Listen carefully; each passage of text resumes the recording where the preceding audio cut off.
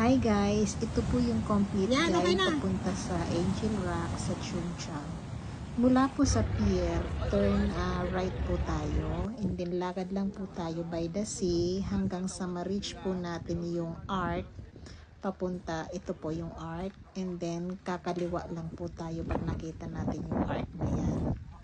Tapos lakad lang po tayo ng diretso hanggang sa makita niyo yung puno na yon. Tapos kaliwa pa rin. Sundan lang po natin yung trail. Tapos lakad. Dapat sa tamang daan po kayo lumalakad. And then pag nakita niyo po yung mga sign na yan, huwag kayo liliko dyan. Straight pa rin po kayo hanggang sa makita niyo itong sementeryo. Pag nakita niyo po yung intersection na yan sa sementeryo, kumana na po kayo. Ayan po, 2 beses po kayo dyan kakanan hanggang sa taas po ng ano na yan, meron po dyan bangko, tapos dyan po kayo tatawid sa bakod na yan.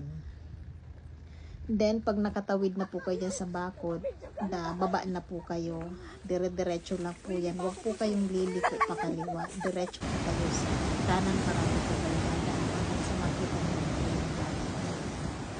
Yan na po yung yung Angel. Napakadali na po napunta. Siguro mga 2 hours na po yan. Thank you for watching.